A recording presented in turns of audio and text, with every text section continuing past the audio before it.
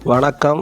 இப்போ நீங்கள் பார்க்கக்கூடிய இடம் வந்து குமரி மாவட்டம் நாகர்கோவில் டவுன் பகுதியில் இருக்குது. நாகர்கோவில் டவுன் பகுதினா பீச் ரோடு, என்ஜோ காலனி, முகிலல் வேலை, மணிக்கட்டி பொட்டல் பக்கத்தில் இந்த வீட்டு மனை இருக்குது. 5 சென்ட் வீட்டு மனை. 1 சென்டினுடைய விலை வந்து 4 லட்ச ரூபா கேட்குறாங்க.